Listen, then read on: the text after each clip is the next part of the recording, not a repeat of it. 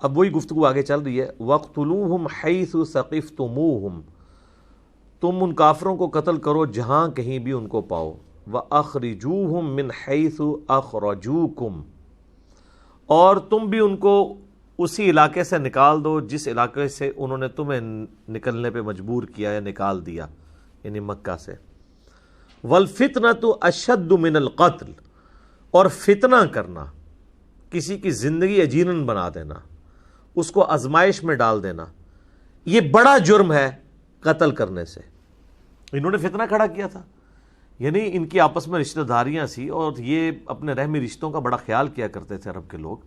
لیکن جب اسلام کی باری آئی تو انہوں نے مطلب ہر چیز کو بالائے طاق رکھ دیا. یہ چیز نہیں خیال کی کہ ہمارے رشتہ دار ہیں، ہم طریقے سے ان کے ساتھ سلوک کریں، ان کی جائیدادوں پہ قبضہ کر دیا، ان کو ہجرت کے اوپر مجبور کر دیا. تو اللہ تعالیٰ نے مسلمانوں کو اجازت دی کہ اب عدلے کا بدلہ ہوگا، لیکن لمٹ کراس نہیں ہوگی. جتنی انہوں نے تمہارے ساتھ کیا تم اتنا ان کے ساتھ کر سکتے ہو.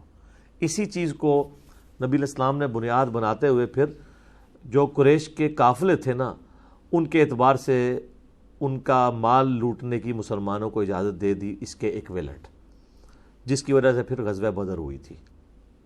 ابو سفیان کا تجارتی قافلہ آ رہا تھا نا، چونکہ ظاہر ہے انہوں نے مکے میں ہتھیار لیا تھا مال. تو سورۃ الانفال میں ہے کہ اللہ نے اپنے نبی علیہ السلام کے ساتھ یہ وعدہ کیا تھا کہ دونوں لشکروں میں سے ایک لشکر ملے گا. تو اکثر کی رائے یہ تھی کہ ہمیں ابو سفیان کا لشکر لوٹنا چاہیے، کیونکہ وہ ہے تجارتی قافلہ، اس میں کوئی سیکیورٹی گارڈز کوئی نہیں ہے، نہتے ہوں گے، ہم فوراً کر لیں گے. لیکن سورۃ الانفال میں آتا ہے اللہ تعالیٰ تو حق کا حق ہونا اور باطل کا باطل ہونا ظاہر کرنا چاہتا تھا. اس لیے تو مسلمان چاند ایک وہ ڈنڈے اور تلواریں تھوڑی سی لے کے نکلے تھے کہ وہ تو ایک تجارتی قافلہ لوٹنا تھا. اللہ نے کہا نہیں، میں تو اب تمہیں لڑواؤں گا ان کے مسلح لوگوں کے ساتھ. 1000 کے قریب وہ لوگ آ گئے، یہاں پہ 313 ہیں، وہ بھی نہاتے ہیں. یہ نہیں تھا کہ ان کے پاس تلواریں یا کوئی اونٹ ہے ہی کوئی نہیں تھے کہ وہ مطلب وہ لے کے نہیں آئے، اتنے غریب تھے، نہیں تھا، وہ بس نکلی کیٹاسٹرافک کنڈیشن میں تھے. تو تبھی اللہ تعالیٰ کی قدرت کا اظہار ہونا تھا نا کہ نہتے لوگوں سے آرمڈ 1000 لوگ وہ مروا دیے جائیں، وہ عربی جو جنگجو مشہور تھے. تو پھر مسلمانوں کی داغ بیٹھ گئی. ان آیات کو لوگ آؤٹ آف کانٹیکسٹ بھی کوٹ کرتے ہیں کہ جی یہ کہتے ہیں دیکھیں جی قرآن میں لکھا ہوا ہے کہ جہاں بھی قاتل یعنی اس کو کافر کو پاؤ نہ قتل کر دو. تو یہ صرف اس آیت کو اس طرح نہیں لینا ہے، یہ کن کافروں کی بات ہو رہی ہے؟ جو مکے کے وہ کافر جنہوں نے مسلمانوں کے ساتھ یہ نہیں ہے کہ آج مسلمان جہاں بھی کو کافر دیکھیں گے تو اس کو قتل کر دیں گے، یہ اس طرح نہیں ہے. اور اللہ تعالیٰ ہمارے جو فتنہ انگیزی ہے نا جو انہوں نے مچائی ہے، یعنی زمین کے اندر انہوں نے فساد فی الارض جو کر دیا ہے، یہ بڑا جرم ہے کافروں کا. تو اس سے یہ بات پتہ چلی کہ بڑے جرم کو مٹانے کے لیے کبھی کبھار قتال کرنا پڑتا ہے. جیسے آپ نے اگر کسی کے اپینڈکس ریموو کرنا ہے تو آپ کو نشتر چلانا پڑے گا، کیونکہ آپ بڑی کاز کے لیے کر رہے ہیں. نشتر چلنے سے تو اس سے تھوڑی تکلیف ہوگی، اتنا حصہ جلد کا کٹ جائے گا، بعد میں ریکور ہو جائے گا. لیکن اگر اپینڈکس اندر پھٹ گیا تو بندہ ہی فارغ. تو ایک شخص جو جان سے جا رہا ہے اس کو بچانے کے لیے اگر اس کا آپریشن کر لیا جائے، بائی پاس کر لیا جائے یا کوئی اور، تو یہ چیز اس کے لیے سود مند ہے. یہاں پہ بھی اللہ تعالیٰ ہمارا کہ فتنے کو مٹانے کے لیے قتال کرنا ضروری ہے.